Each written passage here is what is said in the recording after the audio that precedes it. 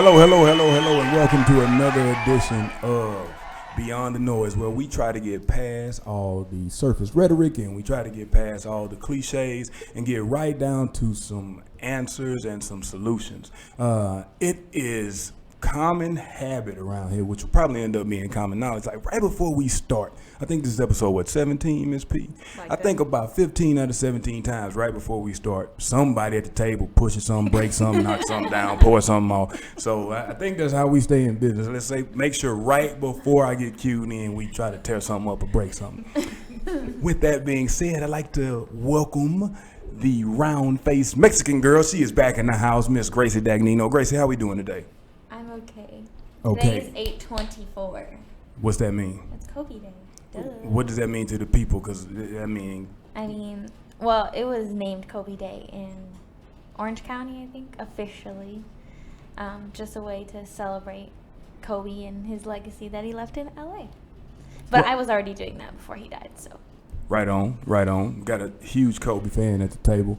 And we also have my guest today. I'm super excited to have with us Miss Patricia Thomas. Miss P is a graduate or an alum of North Texas. She has been in education for more than 15, 16, 17 years. So she's seen all of the kids grow up and to see and do amazing things. She has been a part of a lot of lives. We're talking about thousands of lives. And now she has to make a shift in the way she reaches those kiddos with social distancing and a lot of online learning. But she is a brilliant mind, and she is very articulate, and she is also the host of Teachers Are Talking. So not only by title but by action, we have the educator extraordinaire, Miss Patricia Thomas. How are you, Miss P? I'm good. Well, I've never been introduced like that.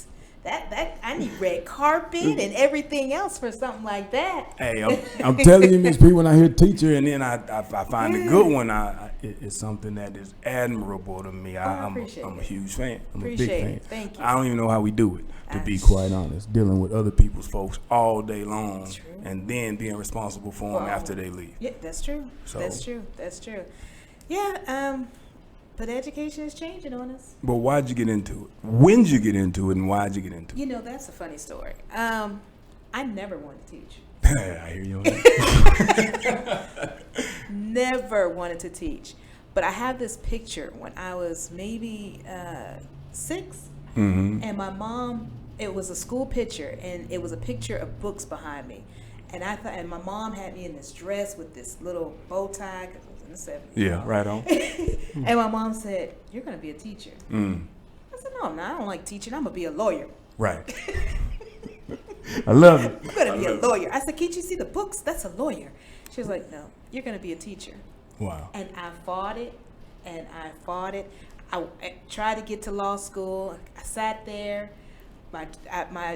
Originally my major was psychology. And I said, well, you know what? Maybe I'll try to get into that school of education. Couldn't get in. What?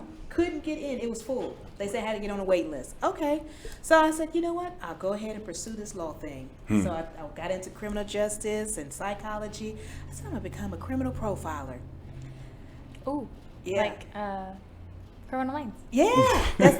Exactly. Exactly. And I thought, this would be great. And then I got to one particular class, and the professor said, you have to have the mindset of being able to put an innocent person in jail and set a guilty person free. I said, I can't do that. Yeah, I'm going to find something else to do. Good. I can't do that. So, things happened, graduated, and got out, couldn't find a job, and guess what was there? Teaching was waiting on you. My best friend, she was like, you know what, we're going to go teach. We're going to go teach. And I was like, I don't want to teach. She was like, we're going to go teach. She didn't teach, but I did. There it is right there. And been here, been stuck ever since. What subjects have you taught the most? You're 15 years deep. I'm pretty sure you didn't touch them all. But which ones have you had to recur with teaching, and which one did you like teaching the most? The funny part about that, when I first got hired, the principal, she asked me, well, what do you want to do? I said, I don't know. I said, what do you have available? She said, I have math, science, social studies, and reading. I was like, I don't know. I said, well, which one has less drama? She said reading. I said, I'll take it. Yeah, we're gonna do reading. We're gonna sit in here and get this together. Yeah, but for some reason that was my forte. Even when I was younger, when I was in middle school, elementary, I was always a tutor for reading. Wow. Always. So it came full circle. I've only taught reading. Wow. And writing. Which leads me to this, and this is a question for everybody in the crowd. Grace, so what's the question for today? Okay, I was inviting people, so give me a second to get back. Okay. All right. It says, what is something you wish you could have been taught in school? And in your opinion, what do you think is something that needs to be taught in school today? What is something you wish you would have been taught in school? And in your opinion, humble or not, what do you think needs to be taught today? I'm here with Miss Patricia Thomas. She's been teaching for 15 years, so I'm going to pose that question to you. What do you wish you would have learned in school? Now, not just subject, something you would have learned for those 12 years they made you go, and then those 4 or 5 or 6 you decided to go on your own. Oh, you talking about after? I'm talking about school. You know, my school was a little different. I went to school in Europe, which molded me, tremendously, because they take who you are and teach you according to who you are. What does that mean? Which means whatever you're good at, that's what they hone in on. So there is there's a regular core, just basics of what you got to learn, and then there is what direction you want to go. Right, and that's in middle school. What we consider middle school here. So 12, 13, 14 years old, when the mind is most impressionable. Yes. Makes sense to me. So that's how, and actually I started a little earlier because my mom put me in school when I was 3. So yeah. Yeah, she saw something that I don't know. So she put me in school when I was 3. So from then on, she always had me in places that started molding who I am and shaping who I am. So then we came to the States when I was maybe 9th grade, 10th grade, 9th grade. And so I really don't know and not familiar. I didn't really experience a lot of school here in America. Right. And when I got here in 9th grade, I took a couple of courses and they were like, well, you're finished. So I didn't go to school in high school. My mom said I had to work. I went to work. She found me a job at 13 and a half. Are you serious? For real. She had them pay me under the table until You were of age to work. Wow. So I did work study. So that's why it's kind of hard for me to say. Right. That makes, because your comparable is based on growth in concept, not necessarily growth in being educated to believe something, basically, is what that sounds like. Right, because she believed in, hey, she felt like since I was too young to graduate, because I actually finished in 10th grade, but she felt like I could work and I needed that skill. I needed skills of how to deal with people, social skills, and those type of things. Were you made to feel smart? Yes. You know what I mean? She always told me, you are very intelligent. If nothing else, I knew I was smart, but I didn't know what smart was. That's what I'm asking you. So you just knew you knew stuff. Yeah. Got it. Yeah, and I knew I could, and even to this day, I can do anything. There's not one thing. If there's a problem, I'll figure it out. You'll figure it out. Yeah. Because so what do you wish they would teach? Because I have my answer. I'm waiting on other people. Part of it You already got 2 answers ready. Okay.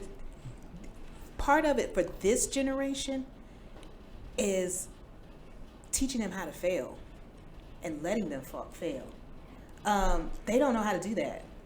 Their thing is, well, what am I supposed to do? Is this right? Is it wrong? I don't know. Right. And you don't, that's hard for you. So I'm going to jump in real quick. That's the way we were taught. Yeah. But you had to find something in you to get past the this way or that way, because you knew that's just what it was. But that's the thing that I wish was taught.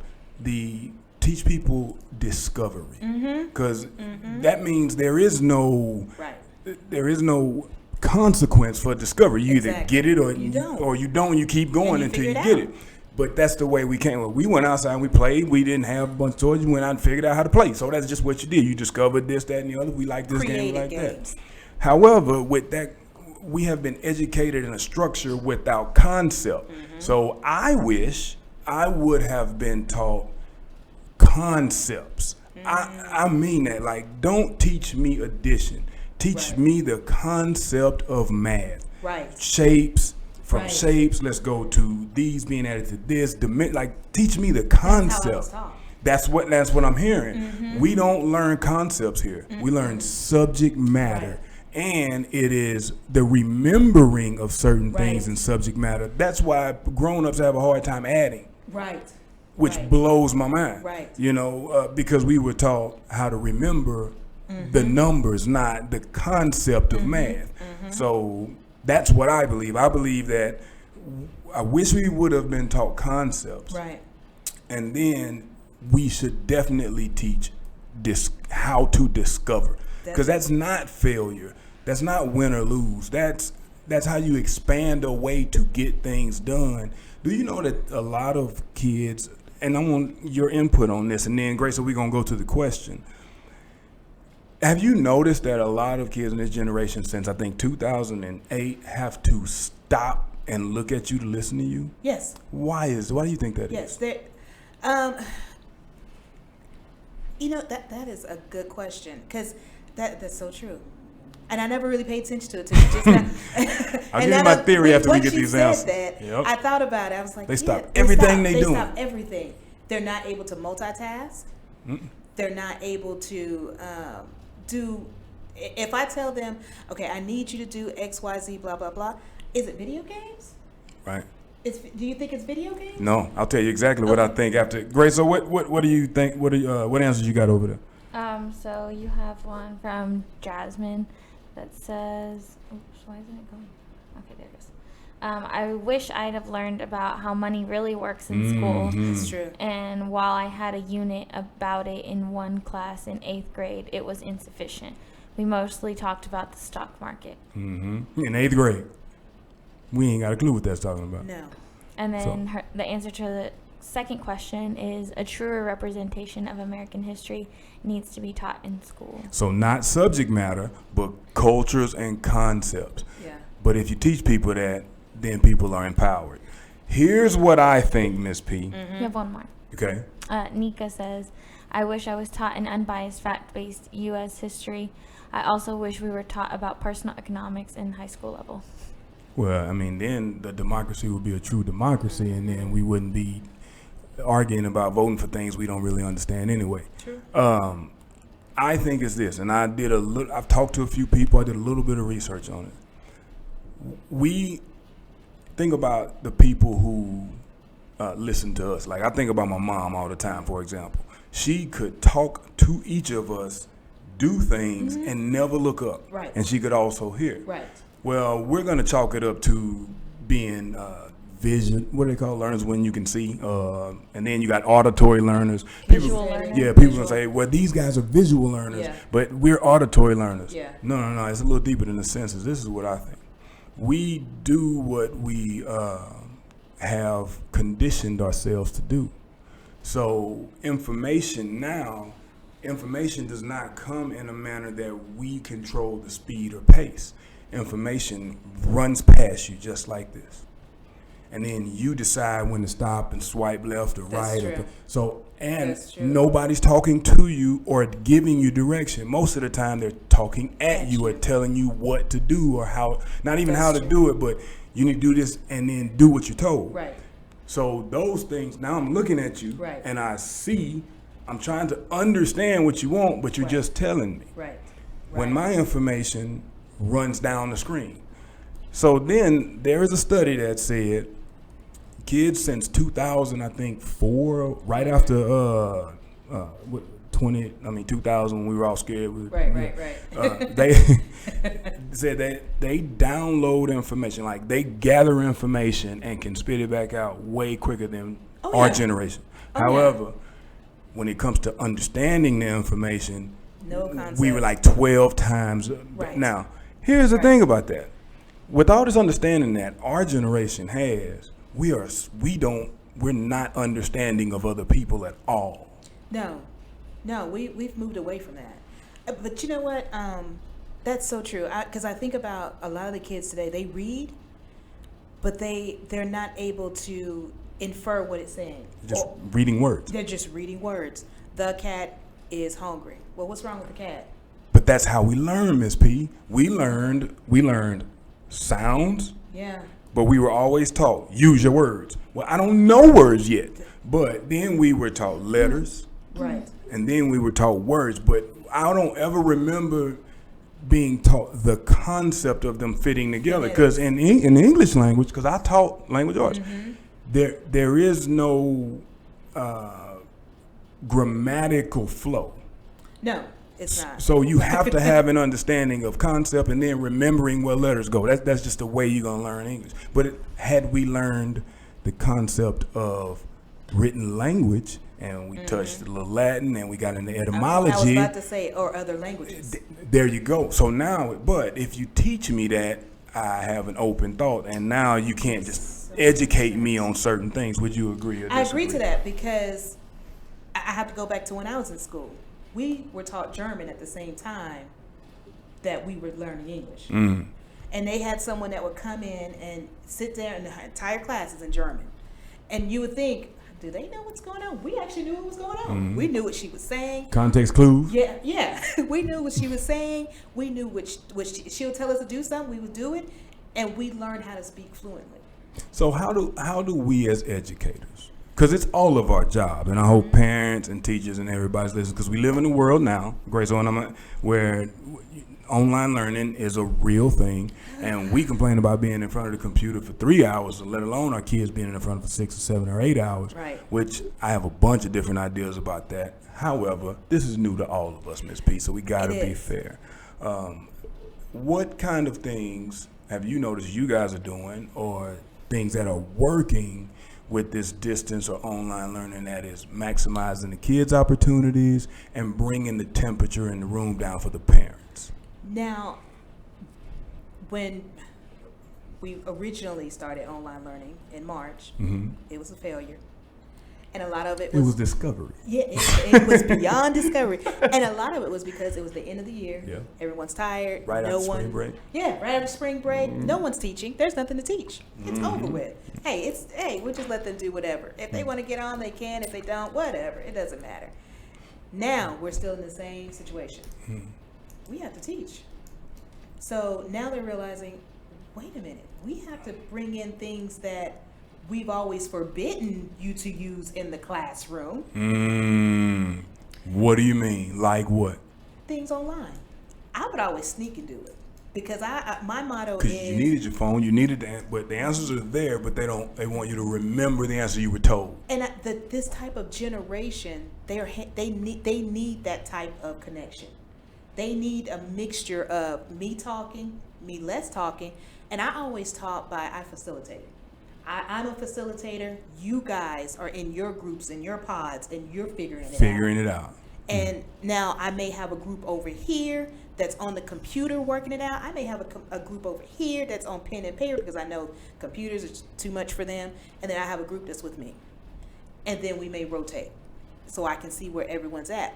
But there were many instances where they would come in and say, well, what are they looking at? Why do they have to look at that video? Why do they have to do this? Why do they have to do that? That, you need to spend more time talking to them. No, they need to learn how to figure it out as well.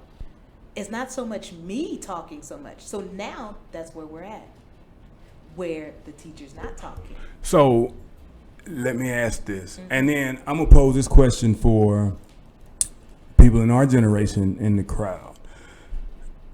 Do you think that some of us have viewed learning the wrong way, so we teach it the wrong way? Because teaching is not about control.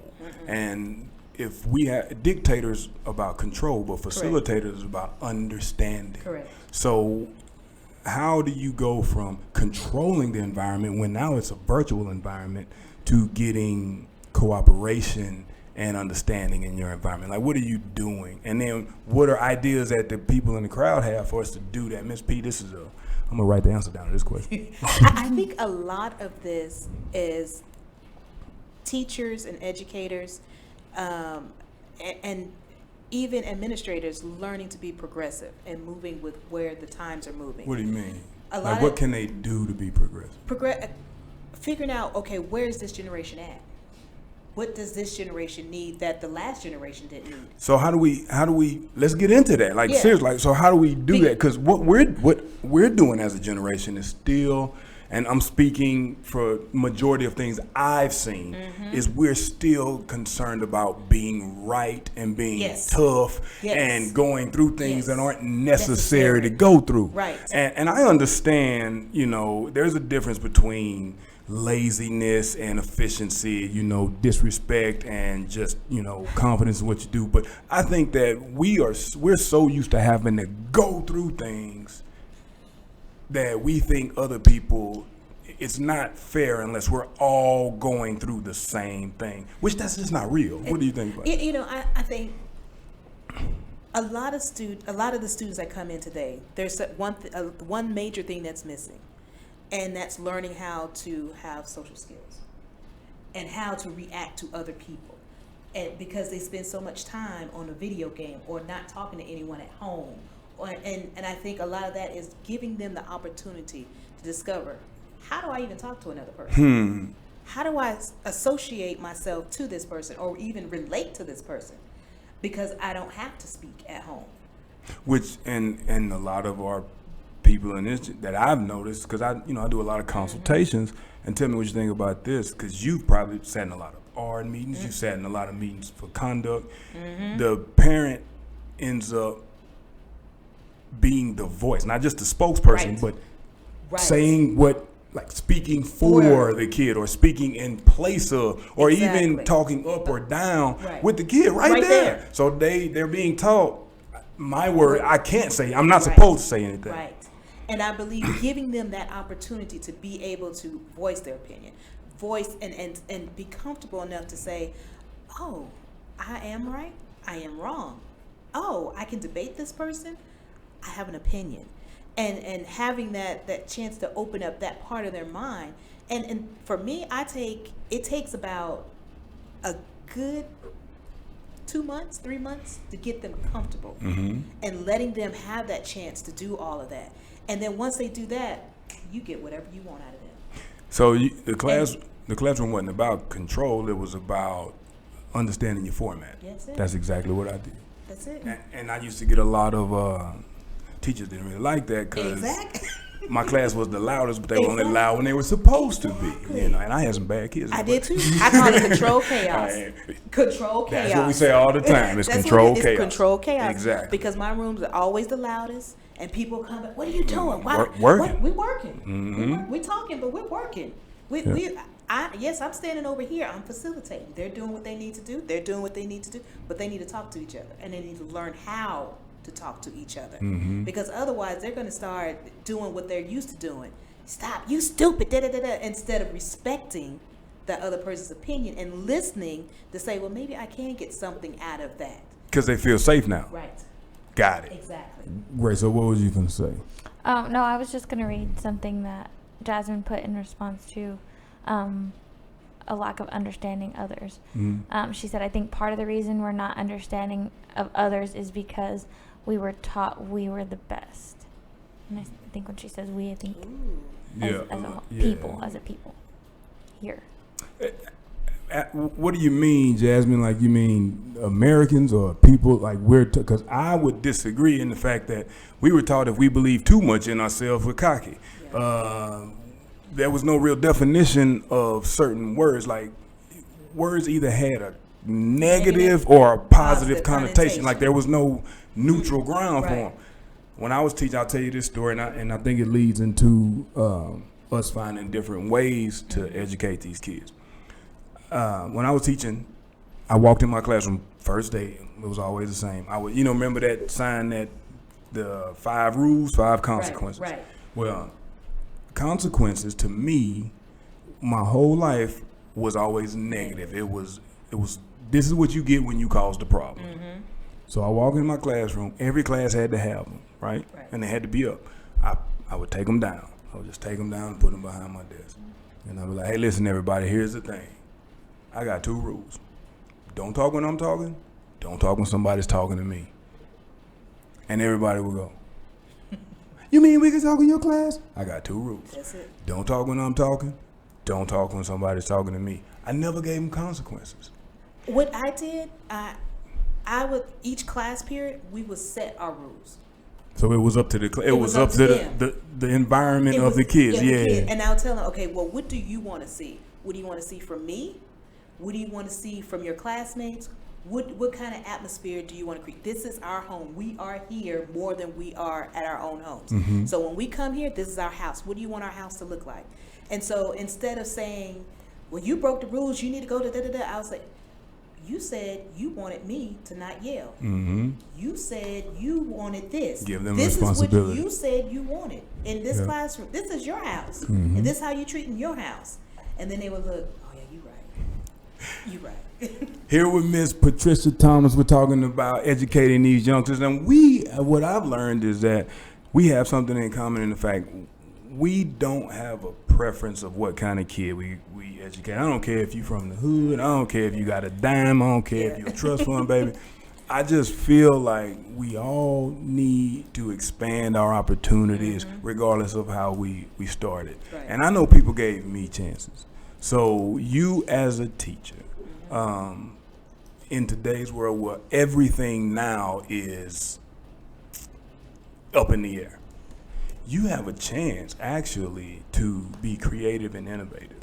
How difficult is that for educators across the nation to take this open canvas or this puzzle and start piecing together the thing that they always said, if we did it like this, I would be able to do this?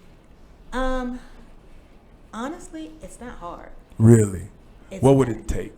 Let me put it this way. It's not hard if you already had the concept of an open mind and you already had the idea of, you know what, I've always wanted to get outside the box. I've always wanted to get, but if it's difficult, if you are a teacher that my classroom, when I walk in, I have to do this and I have to do that. If you're one that have to do A through Z and have all these rules. Because that's how you were educated. Yeah.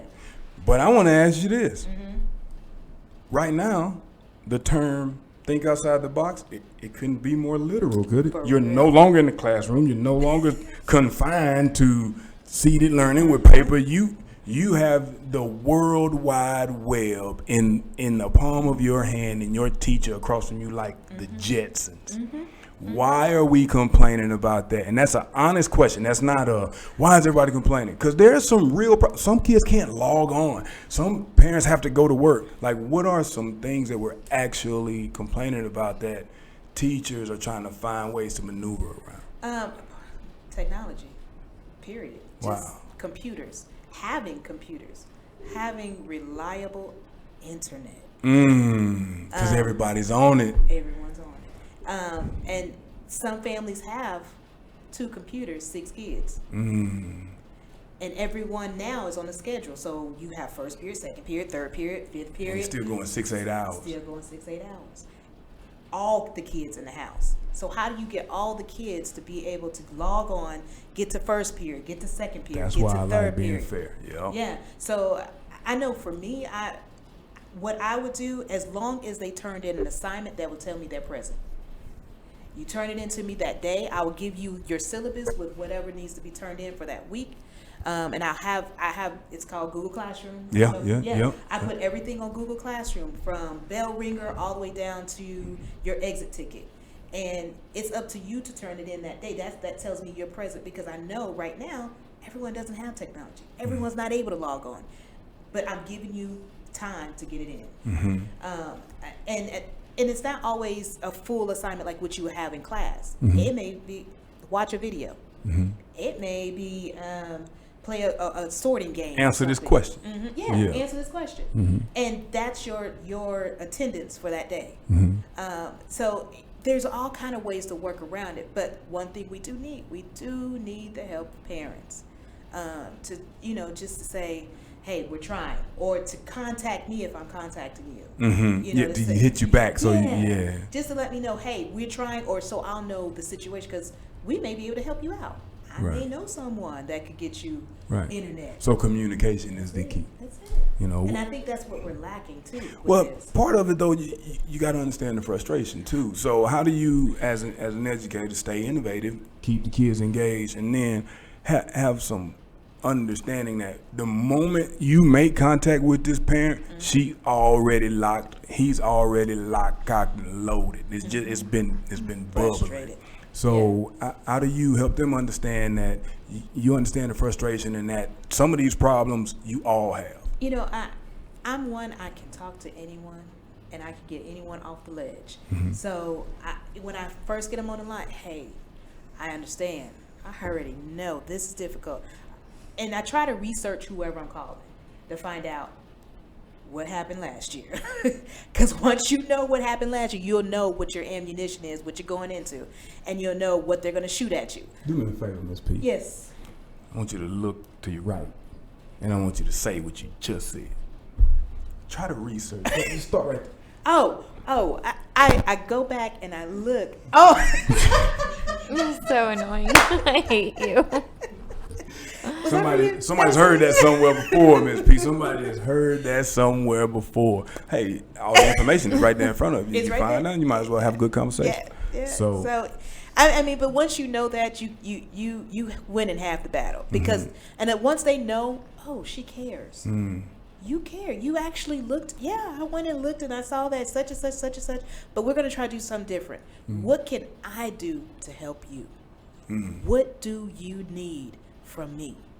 And I can do the best. I'll do the best I can to get what you need. And it's up to them to tell me this is what I need. And most of the time they'll open up and say, well, look, this is what it's been like. I have one computer. I got 2 kids. I don't know how to get both of them to do what they need to do. And then we'll figure something out. So let's pose this question, because we got to be fair. We always talk about teachers, coaches, people with titles as if they're already good at what they do. The majority of them aren't. So They are not. let's go into this. I'd like to know, if you the worst teacher on the planet and you just need somebody to throw you a lifeline, what would you like the worst teacher in the world? And I'm talking about everything from answering an email to answer a question. What is something that maybe you're new and you're just bad because you're green and this is new? What is the one thing they can do tangibly to go from last place to 146th place?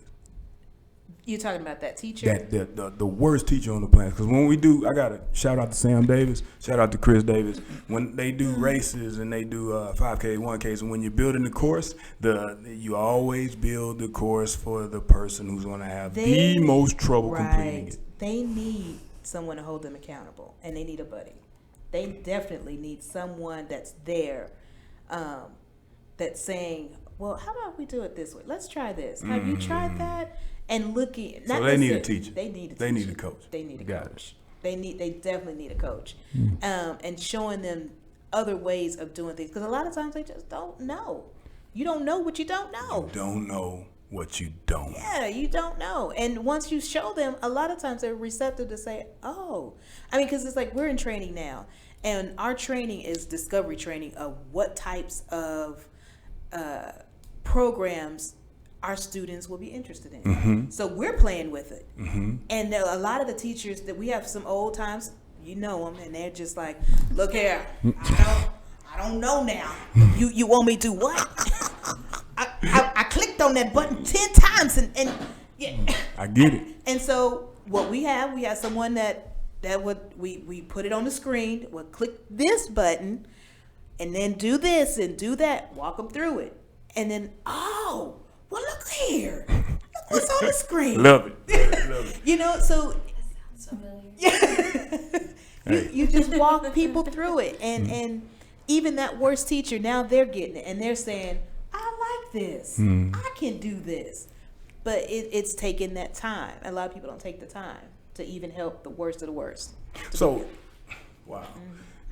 If we had to start, right? If it was a perfect world for us, like, for example, if I was the headmaster or president or whatever you are of a school or of a district, the first subject I would teach to every human being is geometry. I would teach geometry. What do you think we need to have a rooted foundational concept in order to? Because what I've learned in America, we educate and we value remembering information that may or may not be accurate, and we live in that. But it's kind of frowned upon in certain situations, and this is just my opinion, to expand your ability to compare your knowledge. Like some cultures is question everything. Right. A lot of times around here is don't ask me no questions. Right. You know what? I think it's not necessarily. I think it's more of a skill, teaching more of how to think critically and how to think for themselves. But how do you teach that? That is something you have to explore a lot of times on your own. It's not something and being comfortable to say, you know what, I messed up, because you're going to mess up. That critical thinking and being able to see things differently, you have to learn how to say, I messed up, now let me try something else, or let me try to figure this out. Because I noticed a lot of times I would throw stuff out there. Well, this is how I do this. Where would you get that from? The stuff you throw out there, what was its root? Like on your style, it could have come from anywhere, but how did you know when what was it you held on? Because you're a reading teacher, so I guess what I'm saying is, like I'm reading, but I incorporate everything. But they've seen me in gather information, literally almost like out there. So people be saying stuff, and I'm standing, I'm trying to pull stuff. But I got it from, I'm looking for dictionary words. Right. Because I used to read the dictionary. And I still pick words during the course of the day. But I'm thinking you like comprehension and concepts. So reading helped you patch everything together. I think a lot of it for me was because that's how I was taught. And I was taught they would give us things, but then they would tell us, okay, now let's figure it out. If they threw 10 blocks out there, you have to build a house. Well, how do I build a house? Well, you need to pick it up first. You got to do something. Yeah, exactly. And I think that's part of the start, just doing something. And then, well, okay, this fits here, this doesn't fit here. Okay, that doesn't work. Now let me try this. And keep going, and don't stop until you get what you want. But a lot of them stop and this is too hard, it's too difficult. Do you think that's because we're taught a single path of learning? Like it's this book is right, and then when you hear it somewhere else, that's wrong? That's wrong. Okay. That makes sense. I kind of disagree in a way. Go ahead. Like, I agree to an extent, I guess. Go ahead. So, like, you brought up video games earlier, right? And that set off something for me. Like, I think I fall in a perfect, like, middle ground of what you guys went through education-wise and what other things that they have education-wise now, to where I got enough of the hands-on stuff, but enough of the technology to not be one extreme or the other. Like, if you really look at it, like, you guys are notoriously known as the generation that sucks at technology. No question. I'm good at paging, though. No, like as a whole, that's what you guys are categorized as. And then there's going to be like the people that are awesome, that invent things, that just do things that they were going to do regardless, right? And then you have the kids today that are seen as, oh, they don't have any social skills, they don't know how to interact with one another. Well, I kind of disagree. I think that the technology that was brought up with their iPads and their tablets has allowed people who don't know how to communicate like you guys communicate with each other. Now, I think it's the lack of hybrid, as far as like using them both for all kids, is what's keeping them from being somewhat in the middle. Like, I can communicate with people, but I can also deal in communicating online. But I think a lot of your communication probably came from home, right? Not necessarily. Well, maybe with my siblings. Yeah. But my parents, not really. But that you guys had to speak and talk to each other. That y'all couldn't text each other from the bedroom to the bathroom. Oh yeah. Right. That's a lot. But I also have it's a little different. I guess I'm making it kind of personal. I'm 8 years difference between my siblings. Right. So most of them are gone by the time I was like growing up. Look, the only child. Pretty much, like, it's like two different families. Like they were pretty much out. Right. which gives you a different perspective as well. Because honestly, we were the first generation with video games. Yep. Yeah. We started Nintendo, Atari, I was about to say ColecoVision. Atari. I had a ColecoVision. We started with block video. we started the gaming. Nintendo 64. I know all about it. But no, you got to go back. Before that. I know what an We Atari is with the joystick. Like we back had then. before that. Coleco. and we started all of that, but we were still forced to go outside. We were still forced to talk to each other. It wasn't you guys. And we had to work things out between like cyberbullying. That conceptually didn't make sense to me until I started actually reading comments and watch people pile on. I understood bullying, and the way you dealt with a bully is regardless of the outcome, you dealt with them. But like you said, we're dealing in people. Right. It sounds like that we're in the middle of remembering versus discovering, and that's what's hindering comprehension. We say it the way we learned it, and that's the way it is. When you guys can clearly say, oh, that is probably another way, but when something has been ingrained, it's hard to get to that. So what does teaching mean? How do you get that across? How do you get the lesson to the kids? Like what do you do to do that? Me personally, like I said, for me, it's relationship. Once I build that relationship with them, I know where they're at. So you understand how to get to the them. lesson to make sense. Yes. Yeah. And once I know how to get to them, because each class is different.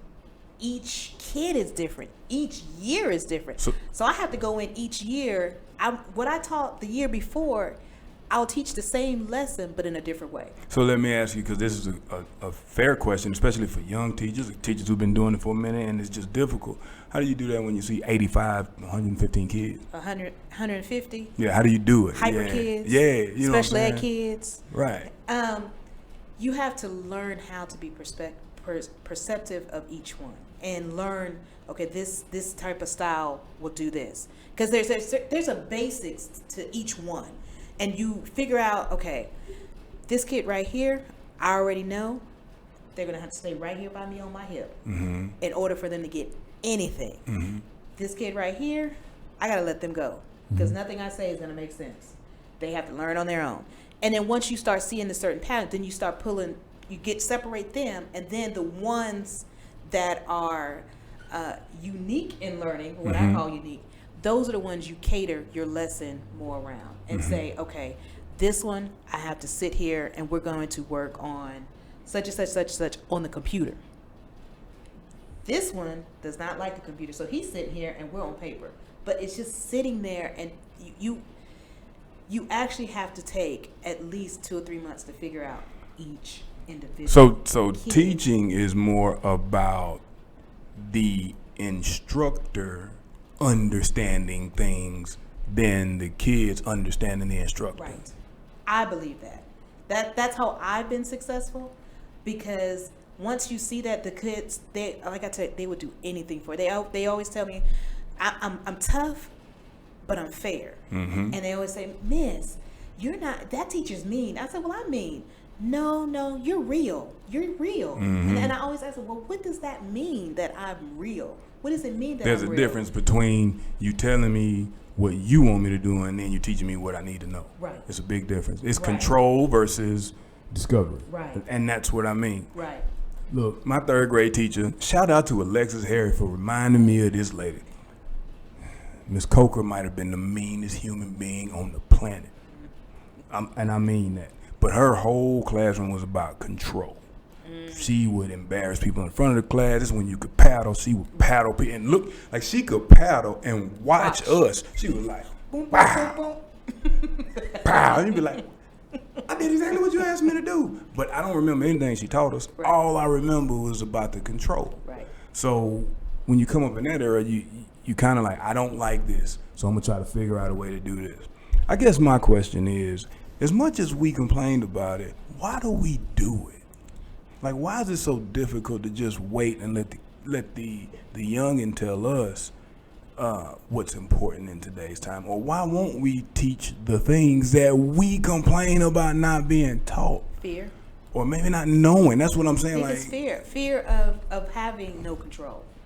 Because, like, you know how we said our classrooms are what? Loud. Yeah, I'm loud. They're loud, but they're in control. Yeah, and total control. Because you're putting the power back in the hands of the kids and letting them figure out their own self-identity and self-worth. Instead of you telling them, this is who you are, this is what you need to do, you're letting them discover, you know what? I like such and such, such and such. You know what? I'm good at this. I'm good at this. And I'm good. And then they come together. Because for me, they have to learn how to work together and learn how to have their own self-control and self-identity. Wow. So we have to, so it sounds like as a teacher, we have to let go of the concept of power and control. That's it. And in order to control the classroom, we give the power. We give the power to the kids, but we keep the authority. That's it. That's exactly Got it. That's exactly it. They have the power, they have the but power. we keep the authority. Exactly. We facilitate, we construct, we understand. Exactly. But we don't operate like that, because when somebody don't agree with us, we fire off, we send out an article of some kind of situation that is a terrible source with no real answer. But we just need people to agree with us because we're right. Mm-hmm. And now I'm starting to understand why a lot of us, we fight so hard to be right, because that's all we got. We only had one answer to that. Mm-hmm. Did you know if? Yeah, I'm gonna say it. Say it. I like to read, and I've learned that religion, it's been said a lot, especially in my field. It's 3 areas we don't go. We don't deal in religion, politics. We don't deal in politics, and we don't deal in preference. You know. Yeah. Now, so I'm not going to deal in any of them, because I don't really have an opinion of other people's belief. Right. But what I am going to say is this: I've noticed that the more books that I've read with different belief systems, the more wrong I am in each of those systems. Like, so if I say, well, the Quran says it, that's wrong, you're wrong. Right. All right, well, the Bible says, hey, that's wrong. Right. So if we're only given one way, there is only right and there's only wrong. And that's that pass fail, that's that all or nothing. And that's how I've learned that I've missed the appreciation of so many blessings, chasing this one thing to just feel relief if I get it. Ooh, that's good. Yes. And then most time when you get there, you don't feel the relief. Because you got to go chase the thing that led to that. That's it. Man. That's it. So how do we do a service? Sounds like the kids teaching, how do we do a service for us? Because I'm telling you, I've learned that a lot of us, we are really good at telling. We are terrible at listening or knowing. That is the $1 million question. Because the kids are still, you can still shape a kid. You can still mold a kid. Adults get into, I'm the adult. I know. I've lived life. This is the best way. I've always said it's harder to teach adults than it is to teach kids. Because we don't listen. Teaching requires not talking. Man. Instead of judging me while I'm standing up front, trying to teach you, and you don't know. You're too young. How do you know? How can you tell me? Just listen to what I'm saying. Let's try it. Let's participate instead of fight me on this. Let's try it. You may like it. It may work. You know, you have to persuade adults. I guess we got to get people to understand that they can be right and other people don't have to be wrong. Right. We both can be right. Who said we're not both right? Who said my way is wrong and your way is right? Who said your way is wrong and my way is right? That's the way we're taught. Yeah. Who said that? Who said we can't take both and make it work? Teachers. Yeah. Teachers said that. Teachers did. I mean, coaches said that. I mean, teachers said that. You know? Yeah. That's who said it. That's true. And that's the authority. So how do we get in because now we are literally outside of the box. Nobody has, like, we're going back to the box in about 2 weeks, like in real situation. I think this has brought education to where it should be. What do you mean by that? Having people to not teach to a test, having students learn by their own discovery, because a lot of times they are the ones who are saying, this is not working, Miss, can we do something else? Or Miss, this, how do we, and teachers looking and saying, this is not working. I can't do this with 6 feet apart. I can't touch them. I have a face. So y'all, today I'll just go off topic real quick. I had to practice with a face shield on, a mask on, and I had on glasses. You can't teach like that. You can't see. A lot you going can't on. Breathe. Yeah. And I'm thinking, there is no way that I will be able to work a room, because I believe in working the room. Work a room. There's no way I can work a room with a shield over, full shield, mask, goggles, and scrubs. That's because you're in the box. Scrubs. Oh yeah, we're wearing scrubs. But that's because you're in the box. Yeah, but that's what we have to wear. Because you're in the box. Yeah, and I'm thinking I need to take all this out, but I can't. Outside the box, you can. Yeah, so that's something I have to learn to work with as well. And then we have plexiglass on the desk, so we really can't get to a kid. Oh, like the old school test folders. So yeah, but no, clear. It's clear, big plexiglass that covers. It's like, oh. So you got to find a way to get your message Yeah. to them. Yeah. So you might need to open up iPads while y'all just sitting in there. Well, for me, I've always been an iPad computer person. I've always used technology. It's Right on. always been my best friend. Yeah. So, I mean, yeah. I love it. So- I love it. We are here with Miss P, and I have learned so much today. Great. So what we got online? What are they saying? Are they saying anything? Achilles Johnson Kill 'em. put I wish I knew what my learning style was as a young student. And answer to number 2, what they think should be taught in school today. African history, specifically the Nile Valley civilization. Who's gonna teach it? Like that every time. Like that's why I asked the question, and I'm not being the smart mouth. I'm like, who knows that as to where? Because I honestly believe people who were teaching history didn't know that. They just picked up the book. The book looked official, and some of the stuff we've been taught, and then we turn back around and say, I couldn't have been right. We still fight hard to make it right. So in order to teach that, somebody has to be a content master on that. And I believe in content mastery because I would take that class yesterday. However, who can actually teach that? You know what I'm saying? On all levels. Yeah. What else you got, Grace? So That's pretty much it. And Jasmine said she can agree with that. cool. So before we get out of here, Hey, I want you. I know, right? I want you to leave us with 2 parts. Okay. How can we maximize the opportunity to be the innovator, to when we're outside the box, take what we're teaching and then spread that out to where other teachers can learn it, so we can be more in discovery and less in control? That's part 1. Part 2 is, what advice would you give the parents as far as dealing with the teachers over the next couple of months? Can I combine those? Yes, absolutely. Okay. I think a lot of it's going to start with we as educators, we're trying to, us figuring out, going through hands-on, touching, looking at, playing with, going through different scenarios of where we're at right now and what we can use and what we can't use. And then parents, learn your children. Learn your children, not the kids that are at home playing, running wild, but who is your kid in the classroom? Because that's a totally different kid. And a lot of you are meeting that kid.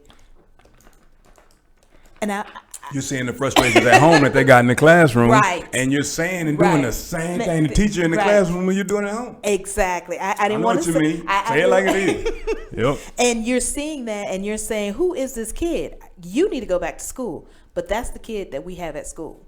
And that's the kid at school we still have to teach. So now we want you to help us so we can help you what is it your kid likes? So if we call you, you say, you know what, Johnny said that this program worked for him, or this worked for him, or this didn't work. And then we can cater and modify things to fit, because it's probably not just your child that's having that same situation or same problem. So it takes a village, but the village has to participate. We have to talk. Talk to us so we can talk to you. Don't be afraid to go online and Google, hey, my kid has problems with comprehension, or my kid has problems with numbers. You help us, because we trust me, we want to help. I've never seen so many teachers now that are trying to think outside the box. They're using Bitmojis as classrooms. Bitmoji classrooms to I've seen that. They're It's so cute. cute. I know, I'm trying to learn how to create one myself. And that's the classroom, to get your kids involved. So, and as teachers, if you are that teacher, that you are a traditional teacher in the classroom where you're used to being hands-on, get you a buddy. Get someone that is good at computers. Get your grandkids. Find out what your grandkids like, or find out what your kids like, and sit with them. Because trust me, a lot of the programs we use at school, they use at home. It's the same games. What games do they play that you can incorporate in your classroom? Wow. What things are they doing online? Because right now we're online. What are they doing online that you can bring in and keep it interesting and keep it where it's relevant? Because that's the biggest thing. When keeping things relevant, where we're keeping their attention and not losing them. They're saying, this is dumb. This is boring. Sound like us. Can I ask a question? Sure. Yes. Patricia, do you think that this type of online learning will still continue once the coronavirus is cleared? Absolutely. Definitely. Because it's been around. It's just that people were afraid to tap into it. They did not think that it was teaching. So now that they see, wait, these kids can learn if we make it relevant. Because before, if you tried to bring in those same pieces, because the training I had today, I've been using some of the same programs for years, recording myself and then putting it on there, and they're like, this is great, this is fantastic. We've been doing it. It's just that now it's being at the forefront. It's being used. You've been called off the bench. Right. So I think it's going to continue. It's going to continue. And now people's eyes are actually open to, this generation needs this. This generation can actually benefiting from it. Great. So what can we do? We got 3 minutes, 2 minutes. What can we do as a society, and you're part of that now, in order to maximize she in high school though. Not you got some say so in this. To maximize the opportunity for these kids to learn without enabling them or catering to feelings. I think just kind of what I got from everything she said was speaking how they speak, like finding a way to drop yourself to their level, figuring out what helps them receive the message. Because though you are only the messenger, the message has no purpose if it's not understood. Right. Yes. And I want to leave everybody with this. I truly believe the disconnect between education and intelligence is remembering versus understanding. And there are a lot of educated people out there who we've called smart for a long time, and they only know one thing one way, and it messes with their ability to be intelligent, or it stifles intellect. But if we talk concepts, if we spent a lot of time teaching people how to understand what these things did, we would have a society of intelligent people, and we could make decisions that made sense for our own cultures, for our own communities, for our own well-being, and for our own morality. But as long as we keep remembering the things that we've been made to remember, we keep giving people with titles more intelligence than they deserve. Really appreciate you guys listening, Miss P. This has been a pleasure for me. I have learned so much. Stay outside of that box because the person who cuts the path can never take the shortcut. We will see you guys next Monday.